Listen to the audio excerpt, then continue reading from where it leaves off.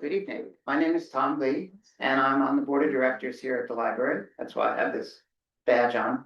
And before we start, I just want to encourage everybody to make sure they see the show, both upstairs and downstairs. It's really fascinating photography. And also to remind you of a couple of things coming up. If you have any children, or even if you'd like to do this, there's a Build the Leprechaun trap that's on March 13th. Sounds very interesting. But we also have a program for older people with the Hospice Volunteers of Hancock County. The gift of story, sharing your legacy.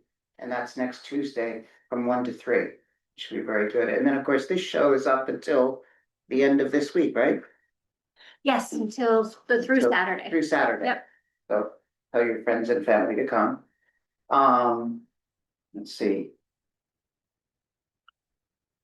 Let's say, E-Rich told me what to say, so our in-person audience should take time. Oh yeah, I already said that. See the show. And of course, the show includes both Kurt's work and Eric's work. It was right, Eric. Eric Uberseder. I'm sorry. Eric. You're Eric. I'm sorry, Kurt. See, I'm really messing this up. Barbara, you should have done this. We will be recording this talk, and our online audience should direct their question to Kate, who will help facilitate during the question and answer period. I'll leave Eric to describe what you're going to see and hear, and welcome you to the Southwest Harbor Library.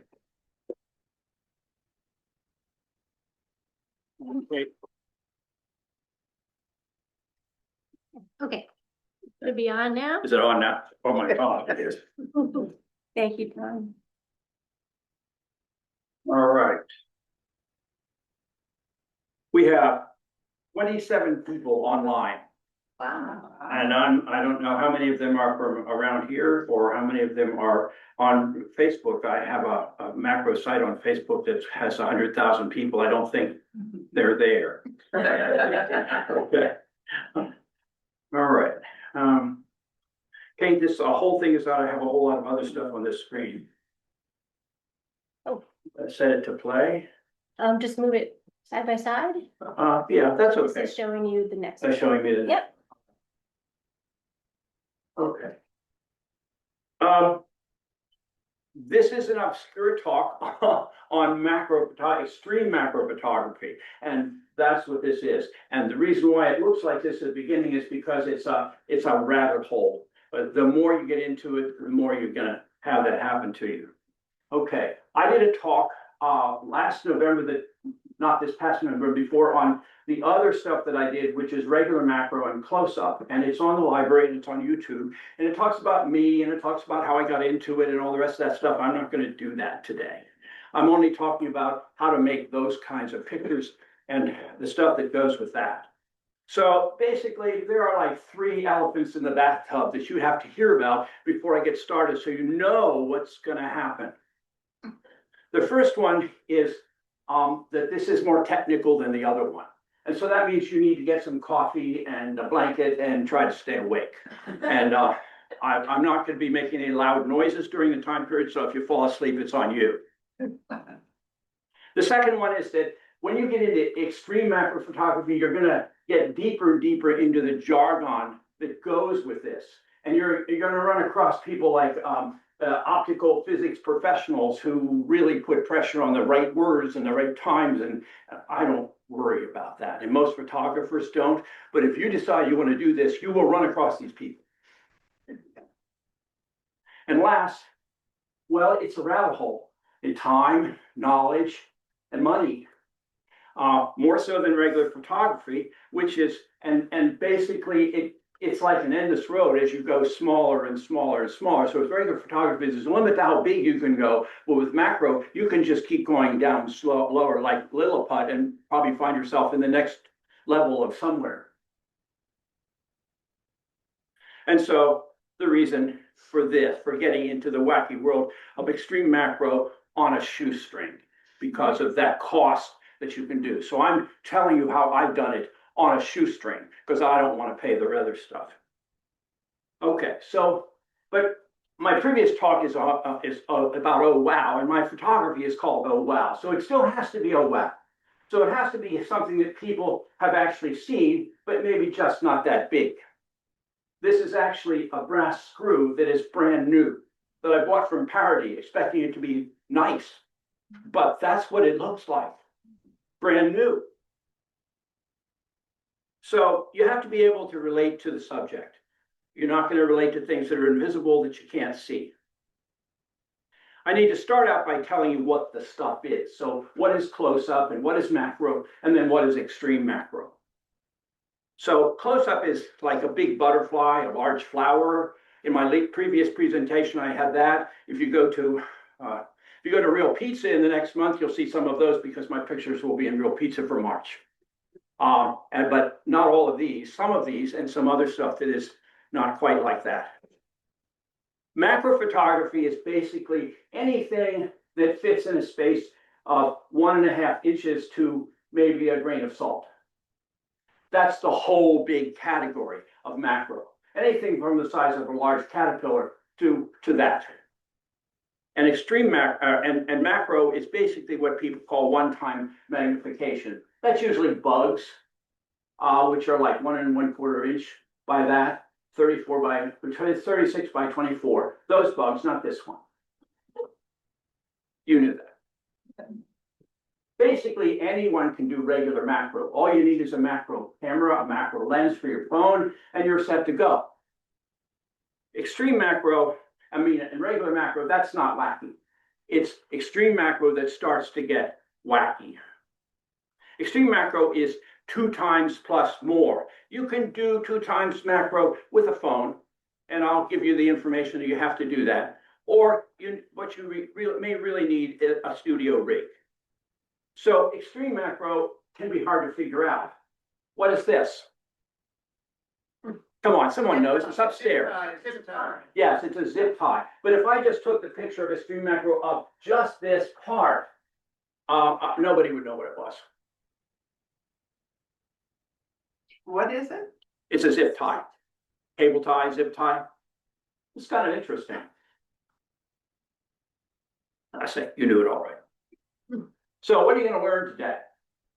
You're going to talk about you're going to know about what I do with how I deal with the 5 big problems of taking pictures of the really, really small.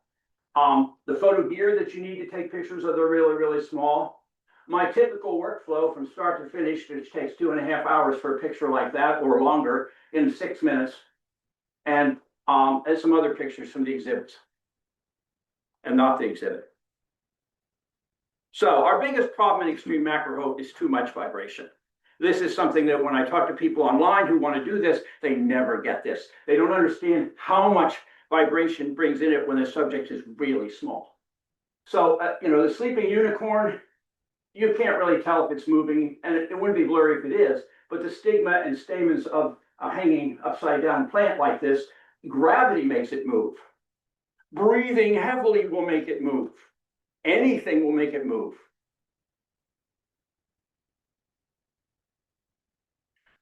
At 6 times magnification, a dog walking upstairs in your house will make it move. I found that to happen when my dog walked around on the floor downstairs. So you got to have a rig. This is the right idea, but it needs to be smaller. This is the expensive $7,000 rig. You see the gear, you have the $800 device that keeps it from moving underneath, all the rest of the stuff that goes with it. This is my rig. It's about $700, excluding the camera and the lens. And I'll talk about how all that stuff works together. So the source of vibration is 2 things. You have the camera system, you have the subject system. You have to address that first of all. You have to connect them both to the same base. So the camera and the subject are moving together. If they move separately, it's even worse. But if they move together, you still have a problem if they're moving together, but at least you get rid of that part of it. The second source of vibration is floor shaking, not this, but floor shaking. And for this, I use 2 separate anti-vibration plywood bases here and here, separated by 5 air-filled training paddle balls, 4 on the sides and 1 in the center. They're lower pressure, they're more durable, and they have better bounce, but we don't care about the bounce. And then it sits on a concrete floor, which makes an enormous difference. It stops vibration that's coming up from other places. The second, was that the second? Okay, yes, this is the third. Vibration number 3, the shutter itself in the camera and the focusing system. We can deal with the shutter real easily. We can use an electronic shutter. No motion in the camera. The shutter doesn't go open because you'll hear that shutter when the noise when you're using a mirrorless camera or you're using your phone. It's electronic. The mechanical shutter can be made really small and tiny, but it is a noticeable motion inside the camera, and it makes motion, which makes the picture of really small pictures blurry. So I use the electronic shutter. It has issues if you're panning the subject like this. Well, you don't do that with macro, so that's not an issue. It has issues if you use LED lights or incandescent lights because the cycling on and off of the AC power causes the LED light to dim forward and backward because that's how LED lights dim. So you have to run them at full power. I run them on battery, so they run full power all the time, so that's not a problem. And then you have the adjusting of the focus wheel. When you turn the focus wheel, it shakes the camera. And you have to take space. I've had people online who say, I just can't figure out how to do this. I took 47 pictures and they came out crummy. I said, well, how much space did you leave between the turning of the focus wheel? I need to do that. So, after adjusting the focus, you have to wait 3 to 5 seconds for everything to stop moving. You have to take multiple shots when you're doing macro photography, and I'll talk about that later. But that's what you have to do. The fourth source of gravity is gravity. I mean, if you're using flowers or anything, you can't sit them upright because the gravity will just pull them down. So you have to turn them upside down. Anything that is natural has to be turned upside down so it doesn't move. It'll still move, but it doesn't move as much as if you have it upright. And this isn't a big deal if you're taking one picture. But if you're taking 47 pictures and mixing them all together to deal with one of the big problems, it's all blurry. It's a mess. So you have to turn it upside down. And then this source is everything else. Airflow in the room, even your own breathing. So I try to suggest we use a shutter speed no slower than 1/80th of a second, and we hold our breath. I violate that on a regular basis. But then I have to pay for it. I have to wait longer between pictures. So the second biggest problem is lighting. Flash or LED versus LED lights, not this one. This one. Most people with photo work use flash. It's not really necessary for extreme macro. Flash uses autofocus, and you let the electronics choose it for you. But in macro, it's all manual. There's no auto focus for that. And you have to see what you're getting between the pictures as you're moving through with multiple picture frames. And so flash is, you look at it, and the subject is usually too dark. So then you can't see what you get until after you took it. You can see that over a period of time, this is a pain. It's much easier to see exactly what you're getting beforehand. So that's why I use continuous LED lights instead. Like it says, macro is easier when you get the real time. Also, flash freezes action, which is what you need. But in macro, you've chained the subject down, or it's dead, or it was never alive. It doesn't move. So lighting problem number 1 is not enough light. In normal photography, the aperture is the amount of light that the camera lets in. So you turn the wheel, or you let the camera do it if you have a phone, and then you get these aperture sizes. Notice this f4, the smaller one has the bigger, that doesn't make any sense to me. It should be the other way around. But the smallest one is the biggest one is the smallest hole. That's aperture. So where does the light that reaches the camera come from? It comes from the subject you're photographing.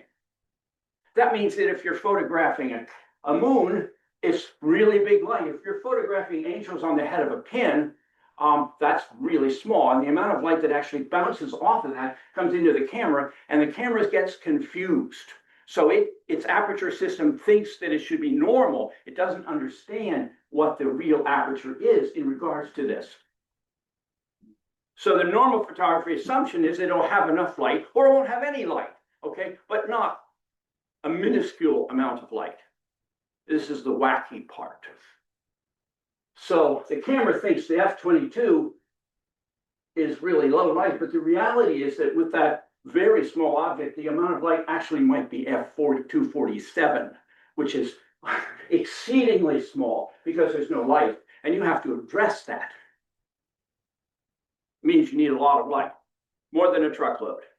Flash is a good way. It produces light everywhere. It's really nice, but my solution is to use 4 tactical flashlights, which put out a very focused beam in this direction, this direction, this direction, and this direction. And then I see exactly what I'm getting, and I can put enough light on there that it really knocks my eyes, but not on the camera. Going through all the lenses and stuff like that, there's still maybe not as much as you need.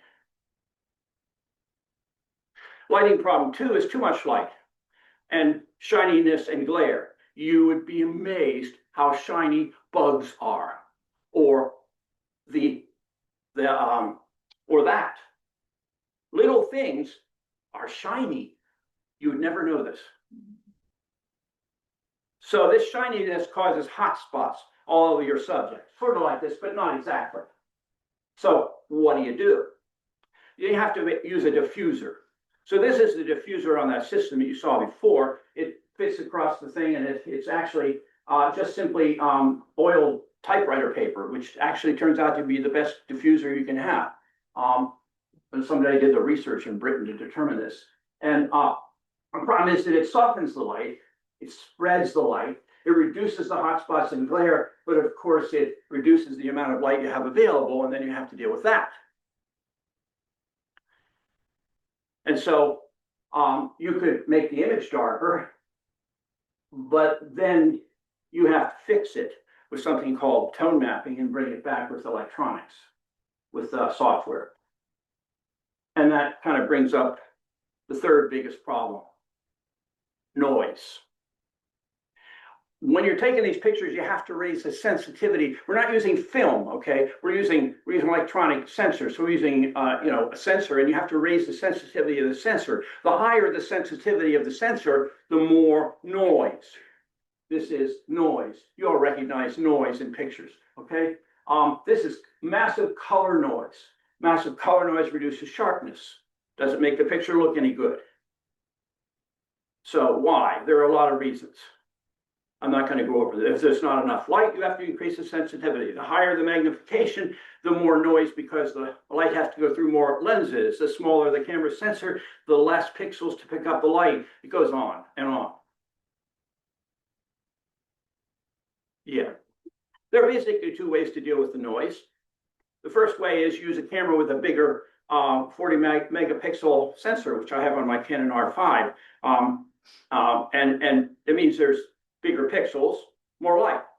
Or you could buy a 150 megapixel phase back for only $47,990 for your $32,000 Hasselblad, and it would even be better. How many of you would choose that? Yeah. The other way is software, Topaz. And Topaz is a piece of software that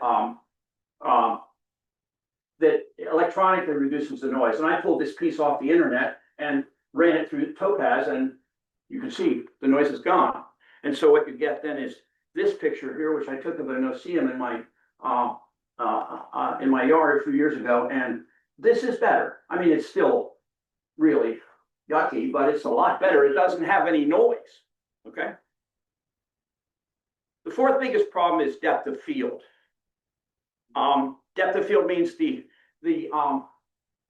depth of field is the distance between the nearest and farthest objects that are acceptably sharp. So I give you a picture of depth of field here, depth of field in a slanted piece of writing, and you can see the depth of field is sharp, but it's less sharp as you go up this way, less sharp as you go this way. The same way when you're taking pictures of a bug, for example, you'll see some parts of it that are sharp and then the rest of it are not sharp. Depth of field is a problem.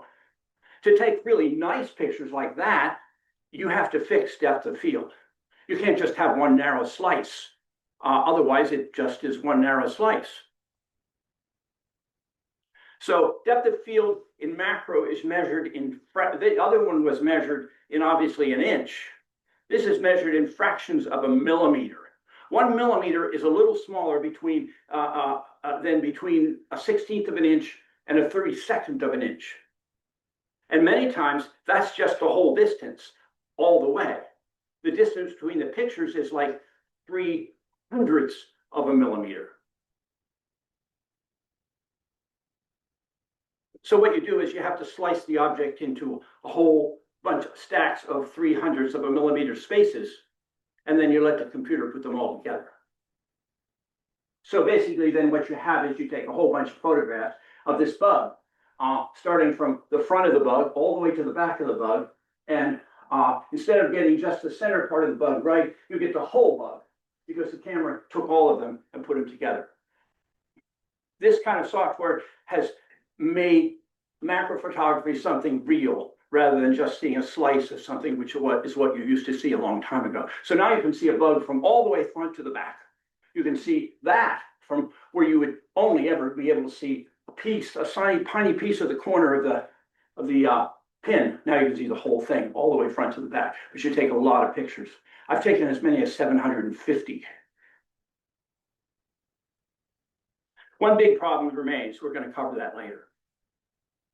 So much for almost all the big problems. Now, gear. If you want to do this with a phone, you can get as far as about 3 times with a phone. You'll need something to go on the back of your phone, which is like that's a Freewell long-range macro lens that costs about $130. You'll need a small rig phone tripod or something like that for about 20 bucks. And you'll need a piece of software to fit on your phone, like Focus Stacker, which will allow you to make those multiple pictures on with the software. Most cameras will work. Because I need to blow my pictures up from this big to that big, I use as big a number of pixels I can get, which is an R5. I do not have that Hasselblad. Mirrorless cameras are better, easier to use because the light level is so low that in a regular mirrored camera, you often can't see what you're seeing. It's too dark. But with a electronic viewfinder or a phone, it electronically enlarges the light so you can actually see what you're looking at. So they're much easier to use. They don't give us that, unfortunately. So lenses. Extreme macro is very, very small. So I need to get to 18 times optical, 18 times in an optical magnification. This is 1 time. This is like 18 times Christmas cactus pollen, which is exceedingly small. You need a big lens to start. Laowa makes one. I use this one, the Canon MPE. It has levels 1 time to 5 times in the levels of macro that are listed on the side. It does not have a focus wheel. How do you focus it? Well, nobody can make a camera with a focus wheel that focuses at 5/1000ths of a millimeter as you turn, except maybe Sony. They may have done it, but imagine turning that baby.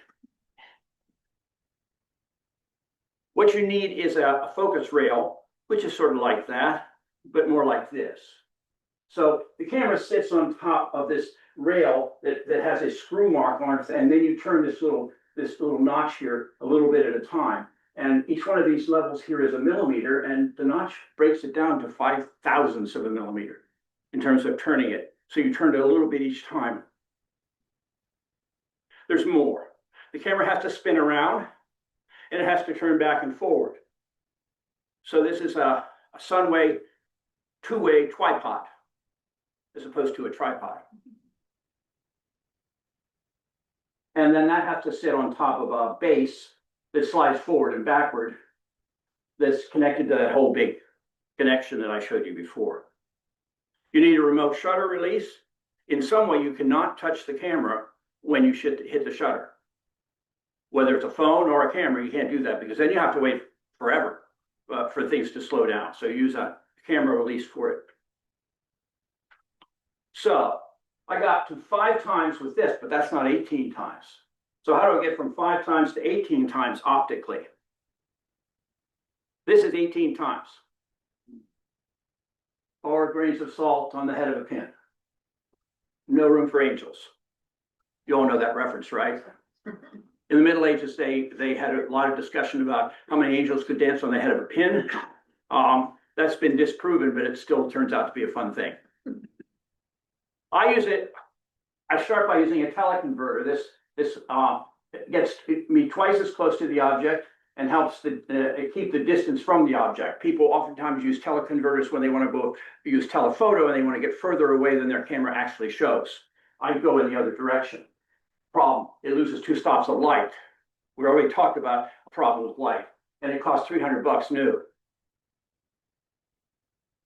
I also add another teleconverter, 1.4 times on top of the 2, which gives me close to 3 times, and then you can multiply the numbers to get what you want. So, but I'll tell you that in a moment. But this savvy photographers are going to say, all right, you can use 1 teleconverter, but 2 stack, that's crazy. And I would agree with you. It is crazy, except in macro.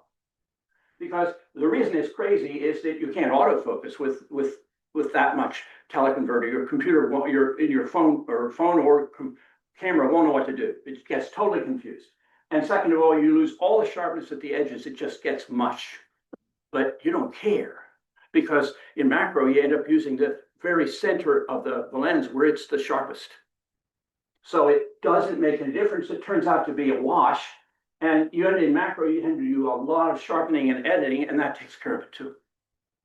So it works out. And like I say, you can multiply the teleconverter numbers so that you have the 3 times teleconverter times 5, and I get 15. But that last 3, I use a 3 times macro filter that just goes onto the front of the lens. And then I can get to 18. And with all of those lenses, you'd think it would look like that. But it doesn't. No, wrong way. But it doesn't. It doesn't. It looks like that. And that's the front claw of a stag beetle at about 18 times. You can also use extension tubes. Oh no, wrong one. Okay, these, they look like that. I used them before. You attach them between the lens and the teleconverter, or just between the lens. They make the subject closer, but it without making it hard to get more light on the subject, because they don't reduce light. But there are diminishing returns. I mean, you can't double them and expect to get double the amount. So you have to use like 72 millimeters, and pretty soon they start to get like that, and it's really unwieldy. And then I discovered that taking them on and off, they're inexpensive. They deteriorate, and then they don't work, which is not something I like. So you have to figure out what your total magnification is so you know what you're doing. And how do you do that? You have to measure it. Basically, you just take a picture of your lens, see how much on a ruler what it is. Mine is 36 millimeters. And then that's the red triangle of regular 1 times macro. And this is what you get at 18 times 2. And so then you just divide 36 by 2, and then you know you got to 18. And if you have high megapixel camera, then you can probably squeeze more out of it. So this is 18, this is 36. I could probably go to 72, but then I would get just this, and there's not a lot of detail left in that, so you're not going to get as much as you want. 36 is about as high as I can go, or want to go. Okay. Editing, focusing, merging software. Why do we need editing? In macro, we have dust, we have glare, we have multiple frames that have to be put together. We have focus, movement, blurring that has to be fixed. We have depth of field issues. We have, it just goes on and on and on. And in macro, you do a lot of editing to get it up because the pictures, when it originally, this one came out, it was too dark. So I had to make it lighter. Then I had to make it less light. And I had to run it through a number of kinds of softwares to make it look like that. I would recommend Affinity Studio for everyone because Canvas bought them and made it free. What they really want you is to buy, get you to buy the software. You can buy it forever, it's a forever product, and then buy all their AI stuff for it, which is fine, but most photographers don't want to have anything to do with the AI part. So they call it Studio, so it's publishing and a bunch of other stuff that goes with it. So we'll see if that works for them, and they just start charging everybody for everything. I use Topaz, but I don't recommend it anymore. Their original price for their model was $199, and now they've gone to an outrageous $20 a month subscription model. You can buy something else. But if you bought Topaz before, it's great. For sharpening, for noise reduction, for enlarging, incredible, absolutely incredible. And you need a very fast computer. So, how small am I talking about? I want to give you some perspective of what extreme macro looks like. So, this is a group of asters. The green circle, the green rectangle is close up. The red rectangle is 1 times. These are not very big flowers. They're only about this big. Okay, so you see 1 times. So we're going to wait for it to go to C so you can see a little more detail. 5 weeks later, the red rectangle now here is the 1 time macro. If we make it smaller, 2 times macro then is just this part of it, and 4 times macro is just that part of it. And now we begin to reach the 5th biggest problem in macro. Remember the problems? The 5th biggest problem is context.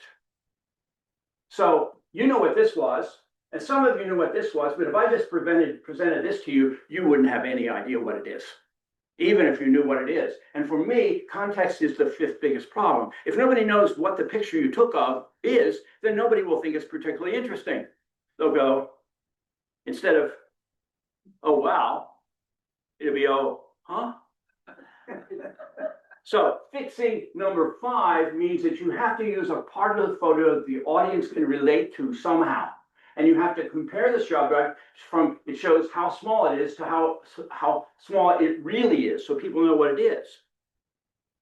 And that means you compare it with something they already know is small.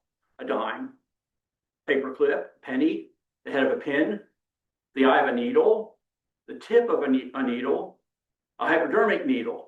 Everybody knows how small those things are. And so if you pick something else that is really small that goes with it, then you'll know what I'm talking about and you'll recognize the size of it.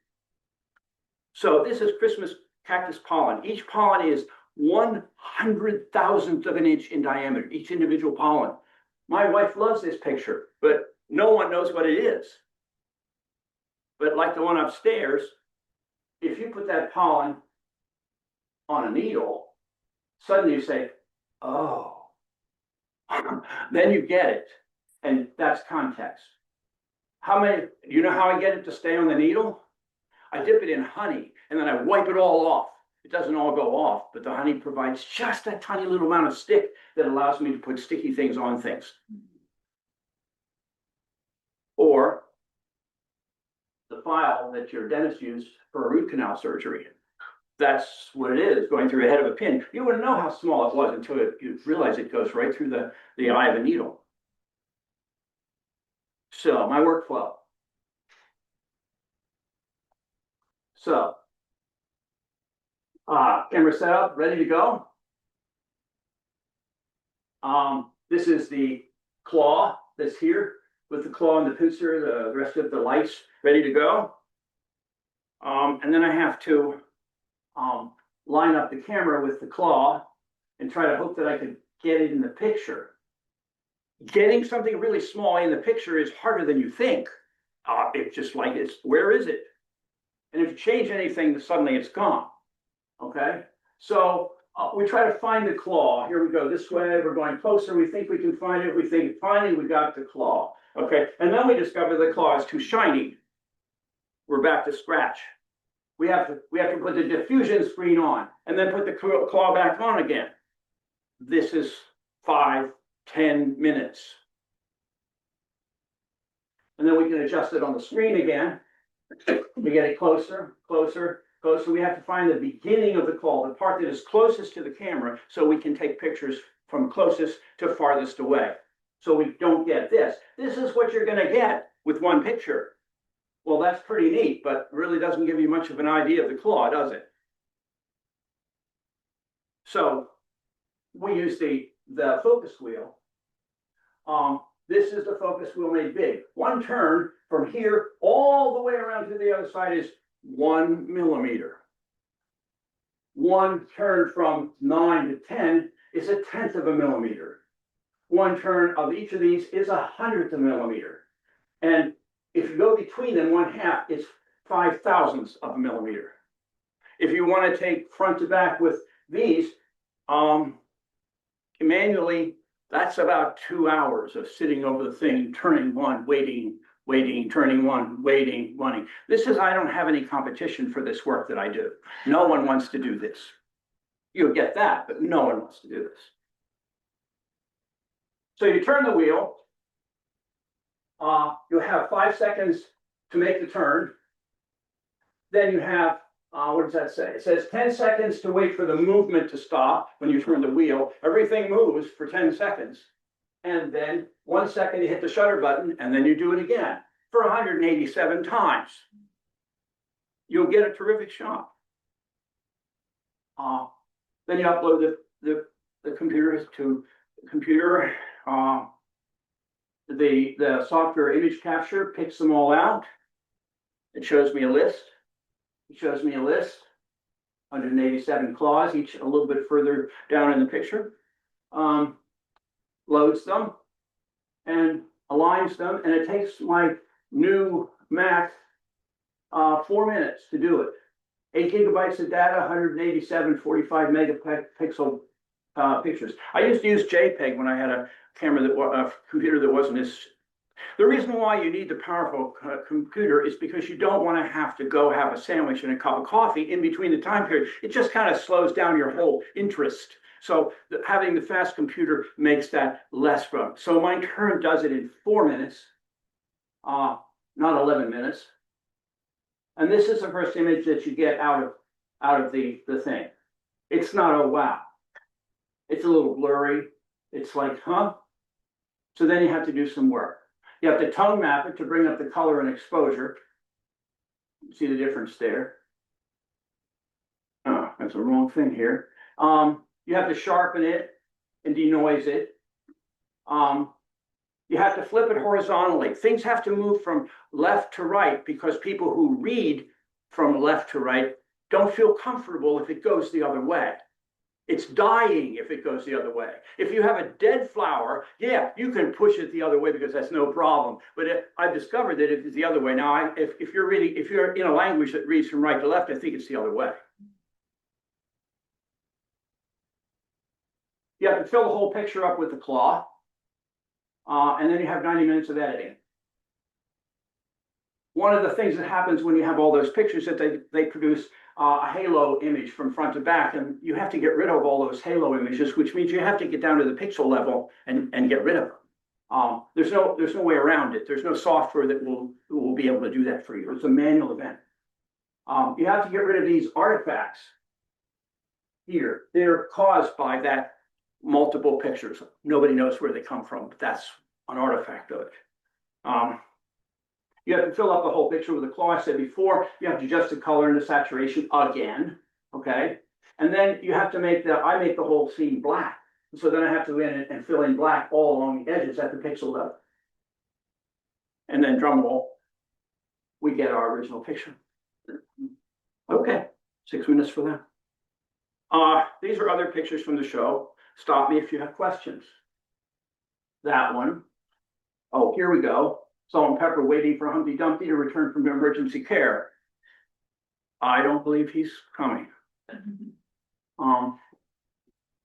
Eggshell sits on head of a pin. My wife tells me that I should be using Easter eggs with colored eggs, and maybe I will. So next one, we'll see what that looks like. A hypodermic needle through the eye of a needle. Dr. Resnick gave me that one. That's hanging in her office somewhere. Dandelion. One of the problems with taking pictures like this is that all the spaces in between here tend to be gray. And if you want the picture to jump out at you, it has to be black. You know what that means. I have to go in and fill up every one of these little spaces with black. This one took me 25 hours until I just finally gave up. This is globe thistle. Basically the petals and the stigma. Peruvian lilies. Don't keep them in your house if you have a cat. Don't ask me why. Unless you want to pay $3,000 at the emergency care center. Very poisonous cats. Nuclear aster stamen. This is a daisy, the stamen, stigma, and the yellow pollen. Peppercorns on a salt throne. Egg yolk dripping down the head of a pin. You look at the pin, you're going to say to yourself, that's an odd looking pin. Actually, those pin heads are flat and they're welded on the top of the post. If you want the ones that are in the center, they are rounded at the top and you can't put anything on them. That's a fennel seed on the head of a pin. Who knew that it looked like that? This is the rear claw of a female scarab beetle. The horn of the male scarab beetle from the side. This one you know. This is the horn or mandibles of the female stagger beetle from the front looking down. And it really is that color. I didn't add those colors. I saturated them a little bit more because I wanted the picture to come up for you. But if you're being eaten by this bug, you're going to see those colors. And of course, I talked about that one already. This is just a bumblebee. One of those, I get my bugs from a company that imports them from places like Malaysia. And I just thought I'd see what the edge of the claw looked like, and discovered that this hair sticking out and connected to the hair were these pollen grains. I did not see them until I looked at the picture. You know what that is? This is a G-string on a domra. That's the instrument that's up at the top. The front claw of a male stag beetle. And the end. Yeah. So you can have more sources here. Lester Lefkowitz, a friend of mine who has written a manual on macro photography. The books are $50 each, but he tells you everything you could possibly want to know. There isn't anything that is about macro that's worth knowing that isn't in those books. Other books available on Amazon, but you need to make sure that they're not older than 2020. Because before 2020, they didn't use mirrorless cameras. They didn't do some of the stuff we're talking about. They didn't have the software to make multiple pictures, and anything before that isn't any good. My other video is on YouTube here, or online with YouTube. Facebook pages of Extreme Macro and Just Macro are talk about pictures of this. I administer the Just Macro one, and YouTube, Alan Walls, and some other sources. Okay.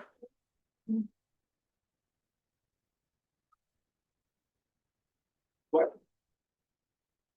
Questions? You talked about focus staff to get that. Yeah, you need to use the microphone, or the 27 people on Zoom will not hear your question. Right. You talked about focus stacking to solve the depth of field problem. And you mentioned something about I think I remember an 80th of a second your exposure time. But do you also stack for exposure time so you can get more light by taking the same picture at the same focal point and just multiple times over? It's really common to do this in astrophotography. to stack like that? It's the same. It is really pretty much the same, because I do use astrophotography and do stack them in the same way, but I understand what you're saying, and you're sort of getting it. You're not going to change the exposure on the picture that you're taking. It'll get very confusing. Maybe you can do that, but I can't imagine how to do it with macro and not have it take, instead of 2 hours, 6 hours. I do it on astrophotography because if I have more than 30 seconds, then things move. So I have that time period, and so it does augment the light a little bit in terms of the focus stacking. So yeah, that's true. But you don't actually do it for that. You're doing it for depth of field.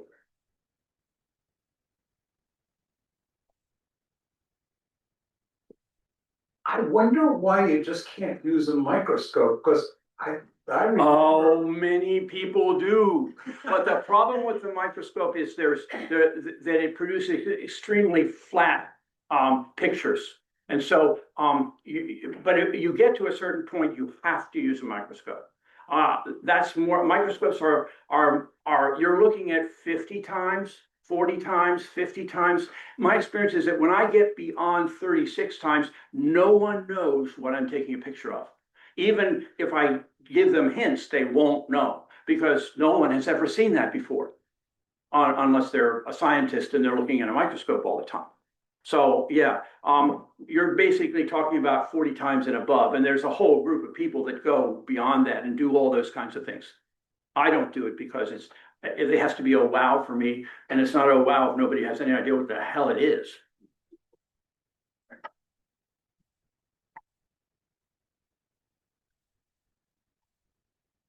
Jocelyn Boucher on the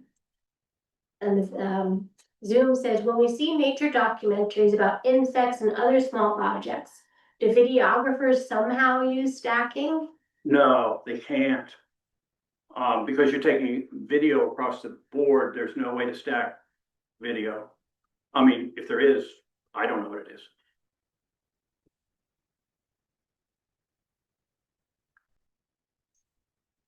Someone else have a question?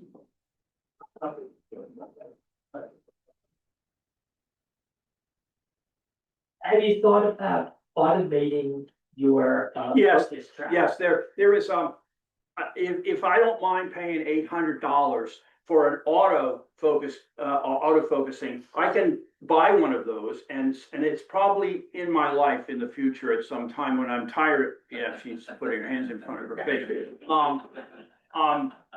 But so you can set it up, give it the space it needs between, know where you're going to start, and let it go to the end. The problem I have with them, other than the fact that it's another $800, is that many times people who use them don't know how much space to put between the pictures, and since they're letting it automate, then it screws up, and so then they let the machine run for 45 minutes, and then they didn't leave enough space, or they left too much space and it took longer, or they didn't take enough pictures because it's automated and they don't know where the end is. So they take the pictures at 0.2 millimeters, but they really needed 150 pictures, but they only took 100, and then part of the picture is blurry. So it has its own problems. It makes less time if you know what you're doing and you give it a lot of extra pictures. But then remember, if you give it more pictures than it needs, then your computer is going to get bogged down with more pictures, and then you need a more faster computer. And so it's not the boon that it feels like. I've thought about it several times, even though she didn't want me to pay the $800 for it, but I've thought about it, and it's probably in my future. Extreme macro has all these things where, like I said, it's got this rabbit hole through all of them, so that if you do this and that'll make it better, it causes some other big problem that you didn't know of. And so then you have these rabbit hole, this causes that, this causes that, this causes that. Wonderful, thank you so much. And we have Kurt Letterson here, if you want to come up, if anyone has any questions, or just even talk about your images that are up, the black and white ones. I'll try to show people online. But especially that bird attack. It's kind of a favorite of first, because I hear about it every time that I'm in here. I didn't prepare anything to say necessarily, but I'm obviously open to any questions that you want to know about any particular images or how they were made or anything like that.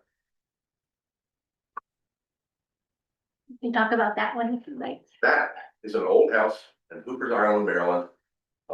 And when I was first painting this, I had this conversation with Kate that a lot of things that you find, you really need to, if you see it and you have any interest in photographing it whatsoever, you should photograph it, because if you take any time whatsoever to revisit it somewhere down the road, it will either no longer exist or it will be something completely different than whatever your imagination has manufactured.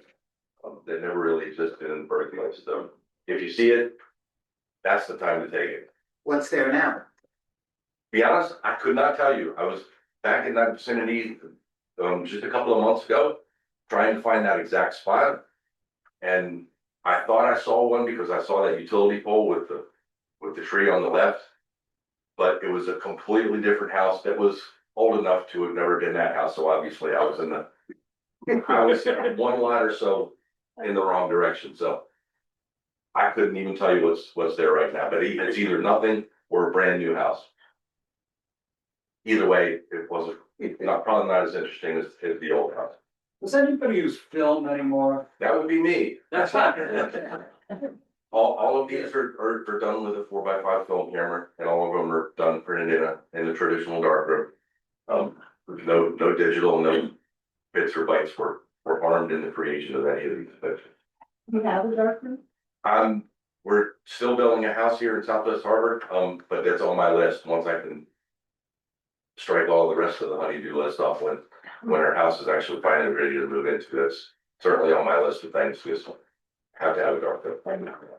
For some reason or other, it's the process in the darkroom that I always enjoy the most. So, digital is a great and beautiful thing, and obviously people enjoy it. But if I'm not in the darkroom, I have to sit in front of a computer to do it. I'm lost. It's the darkroom time that I really enjoy the most.